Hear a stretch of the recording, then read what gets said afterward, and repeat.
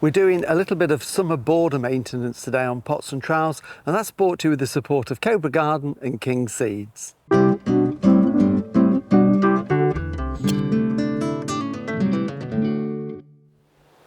Hello and welcome to Pots and Trowels. Well, at long last, we're getting some really warm, dry weather, lots of sunshine, which is great for the garden, especially as we've had quite a lot of dull weather earlier on in the summer. So that's great for making things grow. And this part of the garden here is all newly planted. This was all planted in the spring. This was all very overgrown. We cleared it and have put some planting in. So there's a mixture of plants that grow in sort of dapple shade and sunshine here. So we're just going to have a quick look at them just to see how they're getting on, how they're establishing, and to see if there's anything we can do to help them get their roots down this summer, especially in this hot, dry weather. But before that, just to remind you, as well as our weekly videos, we also do weekly podcasts where we talk about all things gardening, gardening chat, answer questions, and also give you a few jobs to do each week. And you can find that, of course, on your normal podcast provider. But back to this border, as I say, this was planted only a matter of months ago, and I think considering the weather we've had, it's doing very well. Some things are settling better than others, and it's going to be another year before it's really full and voluptuous.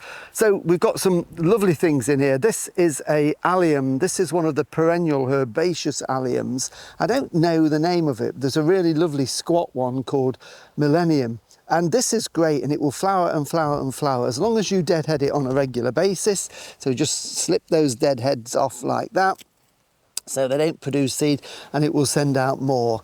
And the ones we've planted on the front garden that went in last year are absolutely full of flower. Even at this time of the year, you know, we're coming up to the middle of August now. Then we've got this one. This is a really good doer.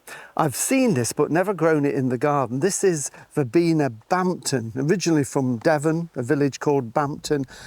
It's pretty hardy, semi-evergreen, dies down mainly, but it just makes this wonderful mound of these beautiful little lilac coloured flowers, and it goes on and on. And bearing in mind that only went in about April, May time from a small plant, I think it's done remarkably well.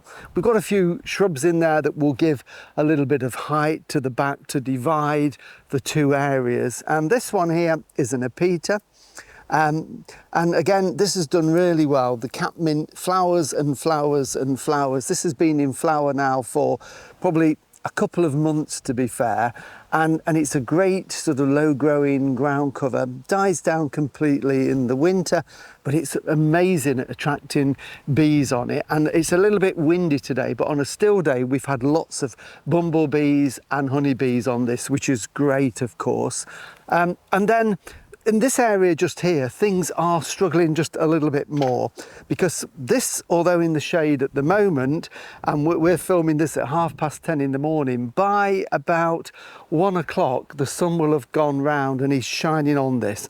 So it's well drained and it's getting the sunshine. Now, these are all plants that will be fine when they're established, but they just need that little bit of help this summer to get their roots down. So if you've planted any trees or shrubs or perennials in your garden this spring, remember, in periods of dry weather, you do need to give them a water to make sure the roots get out. First thing is, if it's a flowering plant, like this lovely Francoa, which has sort of had its first flush of flowers on this young plant. Again, we always like to take out these flowering stalks, just cut them back. This is one that if you don't take them out, it stops flowering, as this one has. So we should have probably taken these out a while ago, but I've been leaving them to show you. So just take those out like that. And then what will happen is it will now put all its energy in. It will produce a nice batch of new spikes, and we'll get some flowers later on in the summer. So they can all be chopped up and put onto the compost heap. And that will make a lovely big clump, and it does flower and flower and flower. We've got this hydrangea. Now, this hydrangea is Annabelle, which should be in flower now, and it would have been, but unfortunately it was eaten by a rabbit. We got a rabbit into the garden and it munched it down. It's not the end of the world. It won't kill it. It's now starting to make some new growth. We won't get any flowers this year, but at least it's going to help it increase the roots. And even things like this alchemilla and this anemone there just aren't putting on the growth because it's been dry. So what I've done, we've made sure we've kept the weeds at bay, and I like to give them a drink so we can encourage the roots to grow down. So using a watering can, I put a little bit of seaweed feed in it, or a weak liquid feed of any type, and it's essentially them just giving a soak around where the roots are, because that's where the original pot was. It was quite a big pot. So I'm just giving that a good soak, let it go in, and then give it another soak. Ideally do this of an evening or in a morning, because we want that water and that liquid feed to go right the way down so it soaks through the original root ball, because often the compost in the pot can dry out and the roots haven't yet got out into the soil. Likewise with this Francoa, I'm just going to give this a drink, a good soak. So I'm going to go through all of these plants here in this little bit that are not struggling, but they're just not making the growth that I would like. And the combination of some moisture and that tonic from that seaweed will really give them a boost. And what we'll find is over the next few weeks, if I do this probably on a weekly basis for the next few weeks, that will give them everything that they need. And I'm hoping that by the end of this growing season, they will have actually doubled in size. And once they've got their roots out into the soil, they'll be fine for next year.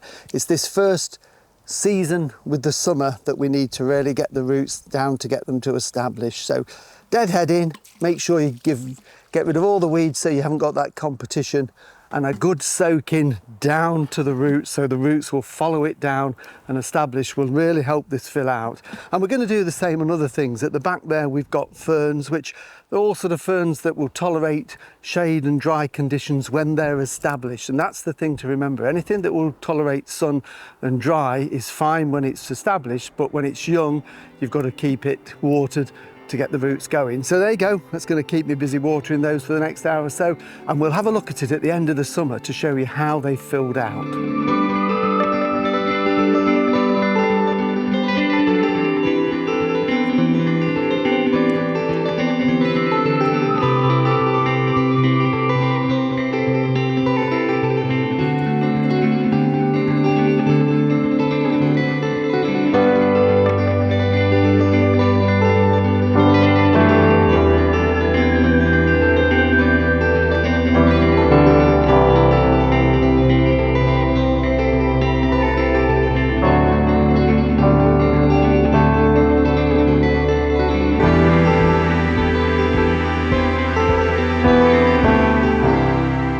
Well, thank you for watching Pots and Trowels, and remember, all the videos that we've done you can find on YouTube.